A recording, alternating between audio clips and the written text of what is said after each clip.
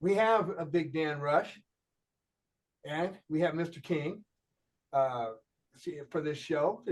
The Soil King, the Soil King is here, along with Big Dan Rush. Maybe I'd ask you, Dan, to kind of fill us in, or maybe you, Mr. King, about your background and your expertise. Let me do a little intro, Patrick. So in the world of regenerative farming, which is a very big topic in cannabis and hemp and other earth medicines, which is my primary business. Patrick is without a doubt the leading expert and also purveyor of what we call probiotic farms and farming techniques. And we're really lucky to have him here today because Patrick is also an excellent example of a man who offers himself up in life as a mentor to those that work around him. Yep. And he's part of a program called the Ganjier School, and helps certify people in a program called Ganjier. And so we're going to be excited to talk to Patrick today about mentoring, his work, and how he's out there leading the way. Go ahead, Patrick. That's it. I mean, Patrick King, Soil King, aka talking shit with the Soil King. I'd like to just start out by saying there's no segregation in agriculture. And for those in the background that didn't hear me loud enough, there's no segregation in agriculture. There's not.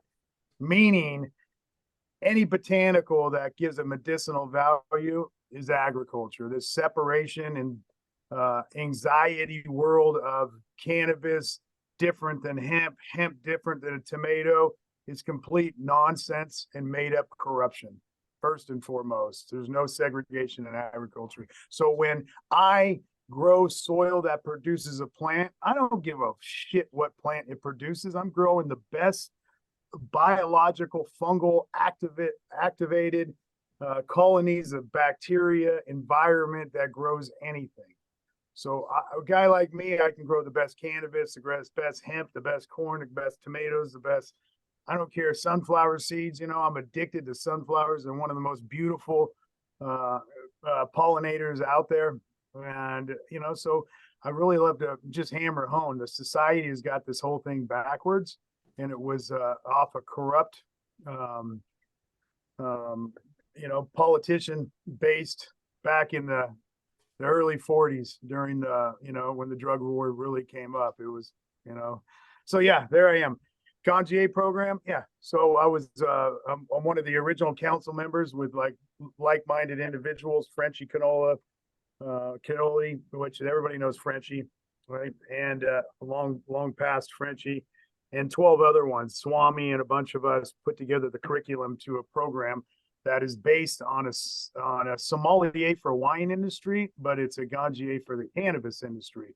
So we instill the same kind of values as you find in the wine industry worldwide, no matter France, Napa Valley, Alexander Valley, or any regions around the world. It's called appellations and terroir. And so when I'm smoking a doobie that is grown in Northern California with a really conscious cultivation, responsible for regenerative farming practices, I can taste the appellation in that product. Hands down, can taste the earth tones and the flavors and the fungal that comes from those different regions. If I'm in upstate New York and I'm growing, or Vermont, there's different appellations in different regions around the world that produces a different palette of terpenes for your palate.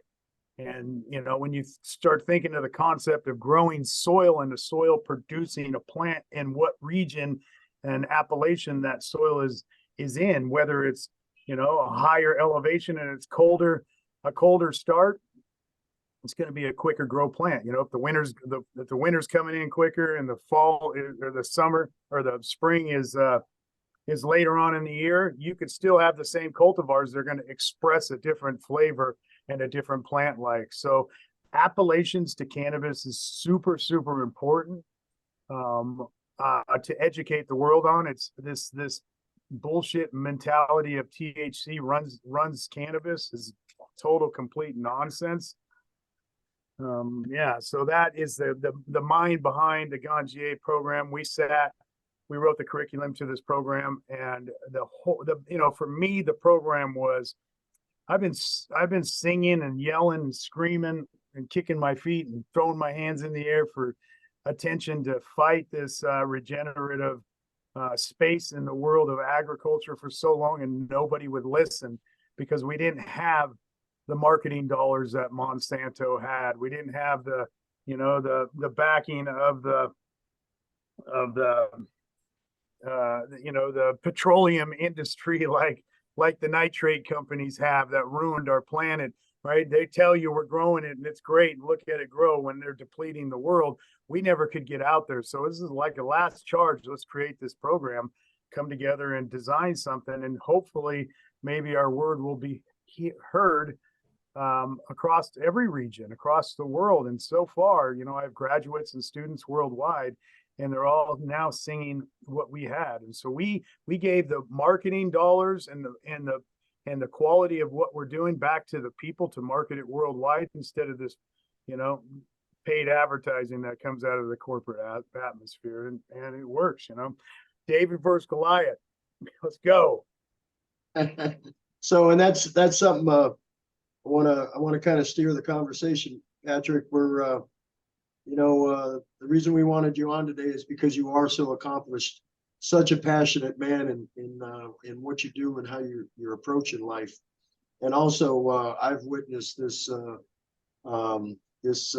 almost need in you, the same one that I feel I have, to teach people, to mentor them, to give them a structure to work within. And I watch you live a principled life.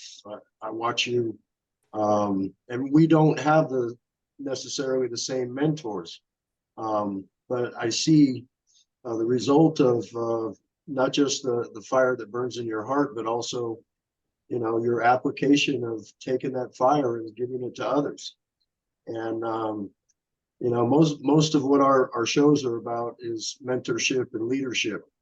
And that's specifically, the biggest reason we wanted you on the show today is to talk about the satisfaction that you get about passing on to others this stuff that you are known for, that you become an icon for. And you're literally an icon in our industry. And it's because of your approach to life. And I want you to share with us the satisfaction that you get out of passing things on to others and helping them find their way. I mean, I love that. And what brings me, back to, this is what I can tell you. Pioneering's a motherfucker. Okay. You do things for the right reason and the purpose that drives you, not because of what other people's look at you at. Change does not occur when you follow the 99%. You can't, Elon Musk isn't going to change the world in the direction he is with worrying about what other people think of him, right? Because pioneering is you're one step ahead of what's coming. I get it all the time. It's like, why I wake up in the morning and people don't get why I'm doing it. I'm not doing stuff for today. I'm educating things that are important to me for tomorrow, not giving a shit who's the wall and what the neons is saying in front of me today. And it's difficult, to be honest with you, because you look at history on people who changed the world or the pioneers. They did it and they had to go up all these roadblocks. Nobody was with them. They were isolated. They were by themselves. But when their story passed and they're gone, they're left in history as somebody who made a difference. But they never get to feel that difference as they're going through the fires. Why is that? Because they do it for a reason. They do it for a purpose, because it's their belonging and what they were chosen to do and the path that was chosen ahead of them. And that's how I feel every day. It's like, I go up against a lot of people that don't understand where I'm going. And medicinally, I go back to, let's go back to the last 10 years ago at the Emerald Cup, pre Prop 64. I'm growing cannabis, I'm growing food, I'm a vintner, right? I've won awards with my family for dry farming, gold. And I've done all but going back to like the Emerald Cup 10 years ago, maybe 12 years ago, I was testing my cannabis for pesticides. I was testing my cannabis for other known toxicities. Heavy metals was just coming up. I was just learning about it, but I knew there was a lot of different. I was testing for GMOs, and there wasn't even testing ability for GMOs. Like, I was fighting for that, and and my industry, right, Emerald Triangle. A lot of people were saying, you're calling everybody out because you think you're better than them and you want to prove that your cannabis is better. It had nothing to do with that. It had everything to do with the right for the patient to have clean medicinal products. If a patient, or my mother was going, Mama's Boy right here, that's from my mom. I created the award-winning CBD 20-to-1 strain for my mother. And when somebody like my mom, who's dying from cancer, is going into they're buying, back then it was buying the 215 weed off people. When you're going in and using it for medicinal purposes and you don't know what is on it or how it got to that point, it could actually be deadly. And let me just dive deeper into that. Back then, I had one of the biggest garden centers in Northern California, and I refused to have things like avid or heavy pesticides or herbicides, or even the bombs that everybody used to disinfect their rooms. And people would get mad at me because I didn't carry those things. But I knew that if you took a can of Avid or a spray bottle and you put the whole thing over your plant, you killed every bug, you killed every fungus, you killed everything. And now you have an extract artist that takes that cannabis and he extracts it all back down and puts it in a vape pen. He has just concentrated that Avid and called it medicinal product that's going to be a health benefit to you. And he's killing you at the same time. Not on my back. I'm exposing that. Pioneering 101 is you do what's right because it feels right and it's the right thing to do, right? My purpose, right? It nailed me. 10 years later, I'm a hero for those type of things. So I had to run through those fires without nobody ever understanding and knowing the reasons I did things for, in hopes that someday people might appreciate it. That thing came, tenfold now, and people understand that what it is. But I was being called out for trying to expose the 215 movement, because the 215 movement was great.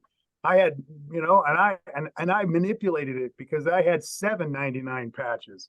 Right, I wasn't making money, but my stuff was all tested. But what I'm saying is that when the 99 plats and the 215 movement, it wasn't a medicinal. It was Dennis Perone and everybody, Wayne, everybody that was involved back in that 215 movement are godsends. What the farmers did is we manipulated it to benefit us. We didn't care about the medicinal value. If these guys were growing as much weed as they possibly could, they were putting as much toxic elements onto this product, and they were selling it under the 215 movement for medicinal value. And I was against that.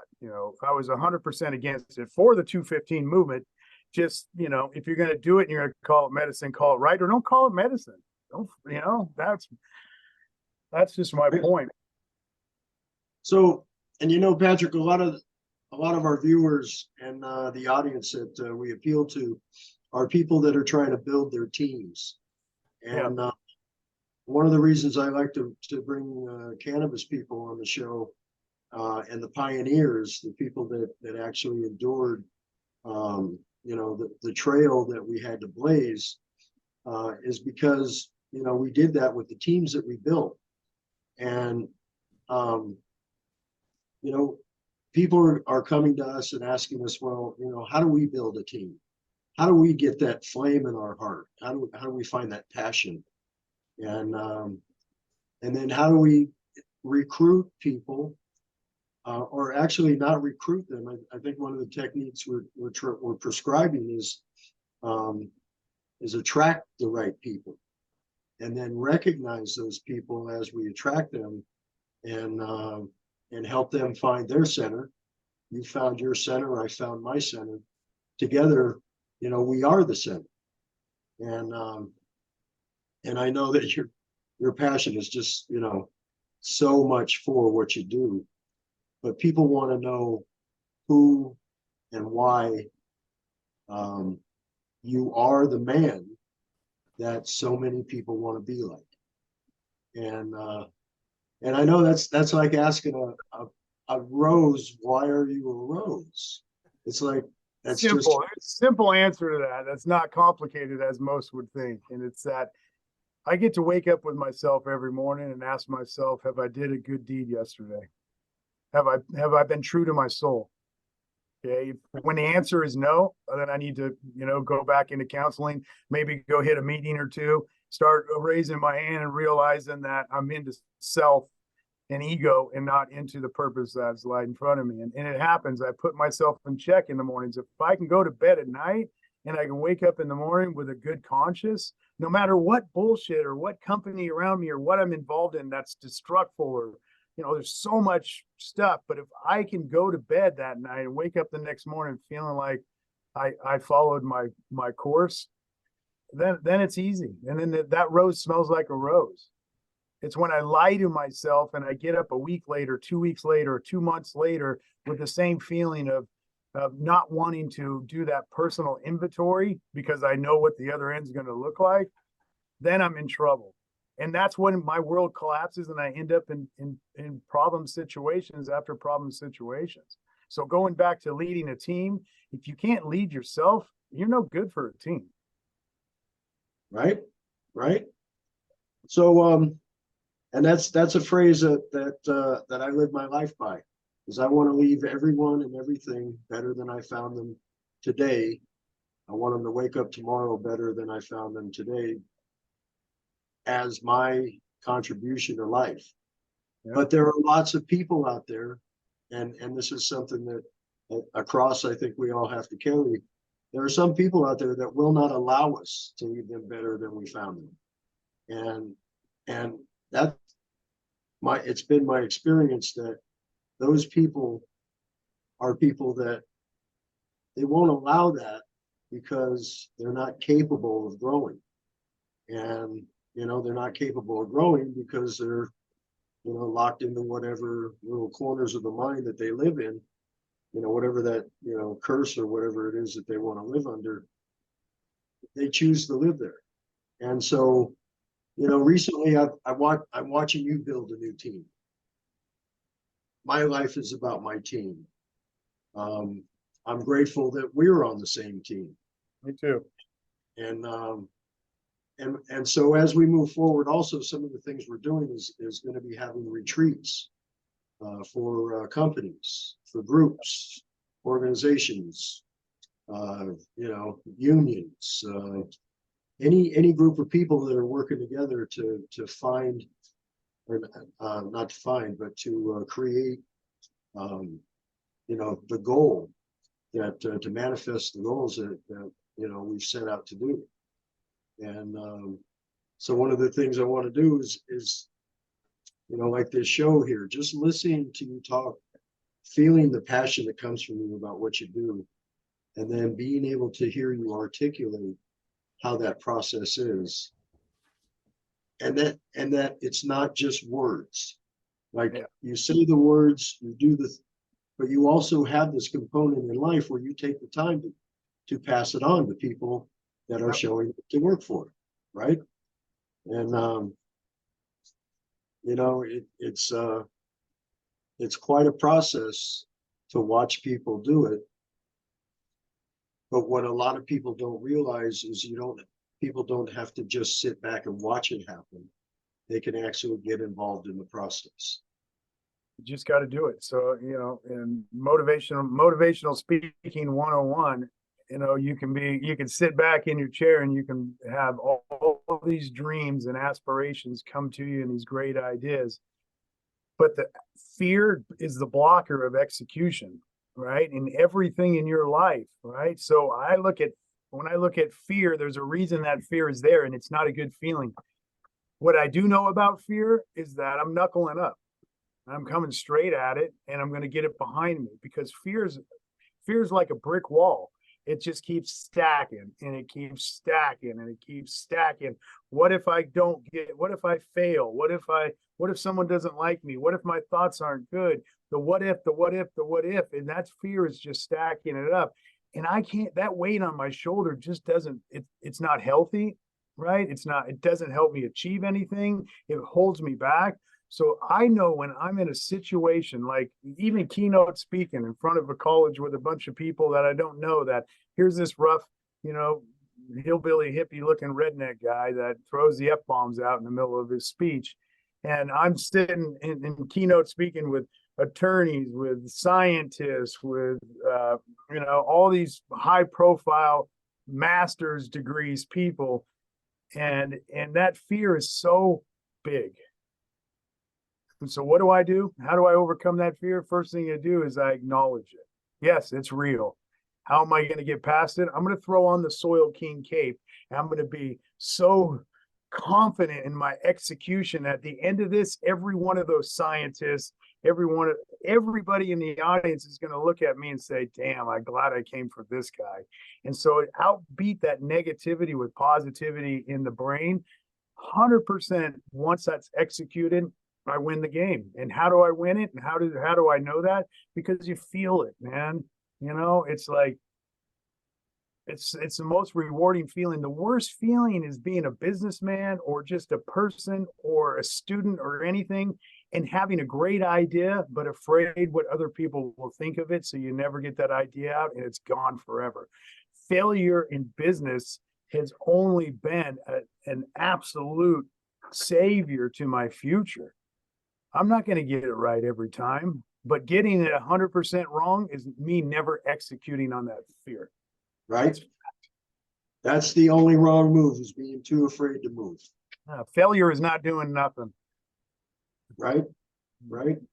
So, you know, I'm hoping as we move forward and Dr. John and the Knight Group, who is our producers and the people that are putting us out here, as we move forward and as we do things like arrange retreats for folks that want to come and you know, try to find their own place in building their own teams, their own impenetrable teams, their own you know, their own machines that can go out there in the world and do things and still do them with integrity. Still, you know, live in a cutthroat corporate environment, but be known as the people who practice business with principles and integrity. And nobody's perfect. I mean, none of us can be. But I believe that that's the thing that gives us the advantage at the end of the day, where everybody else is out there just, I'll say whatever, I'll do whatever, I'll be whatever to get what I want, to climb over the other guy's back, to step on the other guy's forehead, to climb up to grab the ring.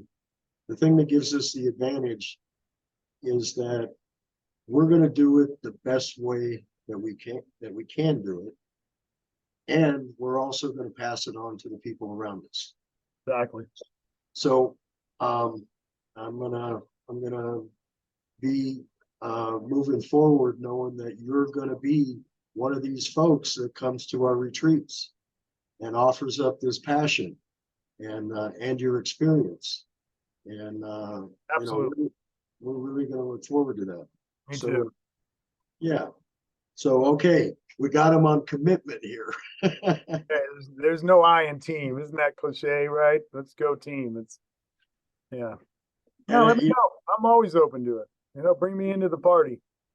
Yeah, and some of the good news, Patrick, is we'll do a lot of these retreats in the Emerald Triangle, in our enchanted ancient redwood tree forests, and on our enchanted ocean shoreline. And right now, Dr. John and I are setting up deals with some campgrounds for glamping.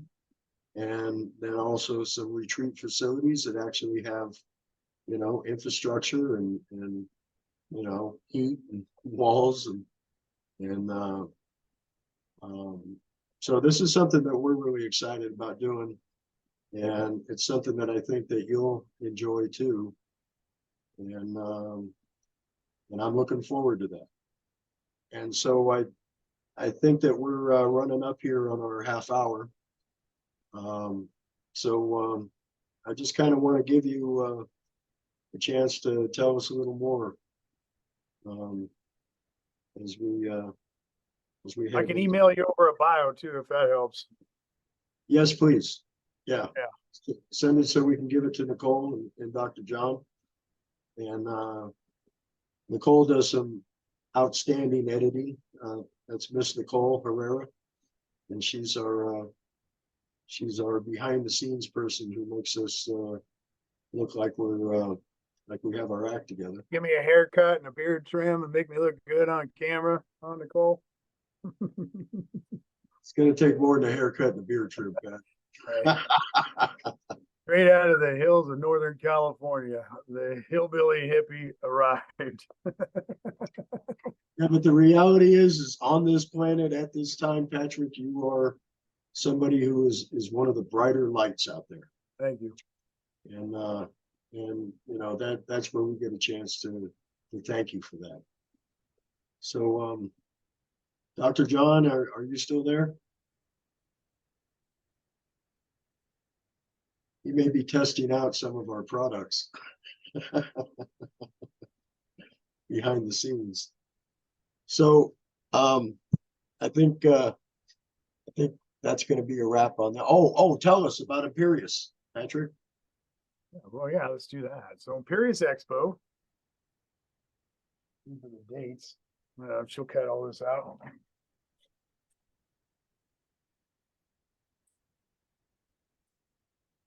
We got Imperius Expo. February 23rd and 24th. Yeah. 23rd and 24th of February. It's second Arizona show I've been doing with Nordy, which is Eric Norton from Imperius Expo. Last year it was me and Ed Rosenthal. This year it's just, Soil King and team. We're getting, I have Tim Blake, Area 101 coming out with me. So we're going to set up Area 101 and Soil King Lounge right across from each other. We have our honorable Dan Rush, who's going to get an award called the Outlaws to Pioneers, the first ever Outlaws to Pioneers award at this event. So we're excited to be able to, tell the story about this Rush story, and honor him, because let's just face it. Like I said, pioneering ain't easy, and those who do the hard work never get rewarded for the hard work. Guys like Dan and myself and others, we just have learned to shut the fuck up, and we know what's right, even though other people don't know what's right. But at the end of the day, if you're new into the industry and you're coming in, you need to know the pioneers that put you in the pathway to success, because there's not very many of us that fought for this, who went to prison for this, who gave all for these moments in time for you all to be prospered. So, knowing the history of cannabis, hemp, and agriculture, and where it's come from to where it is today, I get to give Dan, the Outlaws to Pioneer Awards. It's highly earned for sure. I mean, I recognize you, brother, and I love you, and I see you. Thank you. I love you too, brother. And as we say in Oakland, I see your heart, and yeah, it shines. That's a pretty high compliment from where I come from, and thank you. An award from you is something super meaningful. So yeah, it'll be great. Well, I'm looking forward to it. And if you're in, then we have the New York band. We have that one too. In New York's January. I'm with the School of Niagara College at their conference, and I was brought in as a I'm writing a new curriculum to a new program outside of the Ganjier program. I'm doing extended education, doing a bud tending school and a bunch of different on-site development with agricultural and as well as cannabis cultivation with students and so with that, they've asked me to come out and speak, and I'm like, I got to bring my panel. So I do Soil Kings Legends of Legacy panel where I'll have I got Swami, Tim Blake's coming out with me. I have Leo Stone from Aficionado coming with me. Dan Hare, which is Jack Hare's son, who has the Jack Hare brand now. If anybody didn't know, Jack was from the East Coast, from Buffalo. So we're doing the Bring Back Jack campaign, and I'll be growing some product out there. I have 5 acres of cultivation out in upstate New York for next year. So I'll be growing those genetics, and there's just so much more I'm gonna build the biggest solventless ice water hash extraction facility that we've ever seen, and it's going to be set and ready to go for education. So there'll be glass windows. It's all going to be set up for production and education. So there'll be classrooms attached to the whole side of the laboratory, so you can see what my lab techs and hash makers are actually doing. Talk about the SOPs, the COGS, the packaging, the process, the extraction techniques, everything that goes around with it. It'll be, state of the art educational facility. I'm super excited about building that out next year. Outstanding. Yeah, lots Outstanding. going So on. people should keep an eye on Patrick and the Soil King movement, because it's not just a company, it's a movement. And It's everything diversified at the Soil King. I was the first micro license given in the state of California to seed to soul, right? And that was the first extraction facility, solventless, in California. I still have that. I'm one of the only legacies still standing from, in California. I mean, that's not saying so much because, California is such a hard place, but I have the passion never to give up and move forward. Yeah. right. I own Rosin Tech Labs. That's another thing. So we do we did most of the rosin that you've seen on the shelves in California so far. I used to produce all of Terp Hog, Skittles, Fields, and a bunch of other companies. I produced all their product when Prop 16 first opened. Yeah. Outstanding, Yep. bro. Outstanding. All right. Thank you very much, Patrick. We love Yep. you.